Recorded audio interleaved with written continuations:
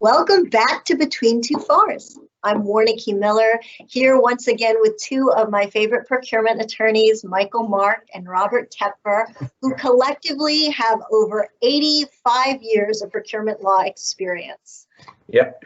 And I was going over the math, and when you put my 20 years and Michael's 65 together, I think that's pretty remarkable. These gentlemen have approximately equal experience, although Bob's been at it a couple years longer. I haven't been doing it since I was in the cradle. Yeah, remember that, kid. Today, we're going to be talking a little bit about the importance of securing the intellectual property rights that you need at contract formation.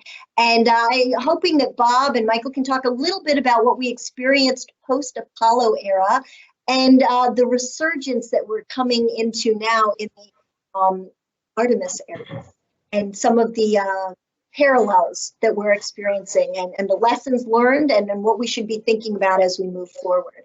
So with that introduction, gentlemen, why is it important to capture the IP rights you need at contract formation?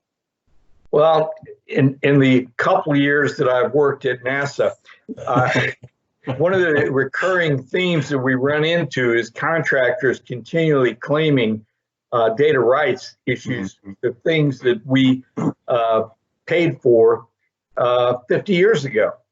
And things that they come up with, they may have been associated with them, but the rights are our own. And the thing that really comes to mind as we enter an entirely new era, the Artemis era, is the fact that the time to preserve the record with regard to that and make certain that it's easily accessible is now. Because you might say, oh, 20 or 30 years from now, it's not going to matter. We'll be well beyond that. But some of the things that we do develop are the foundation, and we need to make certain that that foundation, those rights are protected and that it's accessible and everybody's aware of it, so that we can shut that down, because we've had some very hard fights with regard to those issues where, they claim and we claim, and ultimately we can prove it, but it's not easy. Yeah, we've actually, when Constellation first kicked off and they wanted the Apollo heat shield and the formulation of whatever resin was used in that heat shield, and that created some IP issues. There is an Apollo capsule in the Virginia Air and Space Center, and apparently we had access to it. I mean, it is ours. And there were some questions, well, what can we do when we take the samples out of that, with regard to that formulation? Is it proprietary or not? And it went back, again, 40 or 50 years. What we try to do, particularly in our research contracts, is we have prescriptions in the RFP that require the contractor to identify all of the background data that it proposes to use in performing the work. And then we say, and anything else, if you don't identify it, it's going to come with unlimited and unrestricted rights. And that's important. Remember, software, restricted rights in software, limited rights in data. And you need to say both. Unlimited rights in data and unrestricted rights in software. We keep our IP attorneys involved in that. They're heavily involved in the structure of that portion of the RFP and in looking at it. And I can't tell you how many times we've gotten into situations where we get things that are marked and we go back to look at the proposal and it wasn't listed in that clause in the proposal. And we say, and we get into big fights, and we've had to challenge markings, and that can get very arduous. It's expensive. It takes a lot of time. But we have tried to hold to our position, say, if you didn't put it in your proposal that it was coming with unlimited or unrestricted rights, then you can't mark it now, that it was not coming with unlimited or unrestricted rights. So we try to deal with that. It doesn't always work. And of course, as things morph, as the contract, you go through changes and they say, oh, well, that's going to require me to do limited rights data or background data. So it's a hard process, and you need to stay on top of it. The contracting officer needs to stay on top of it.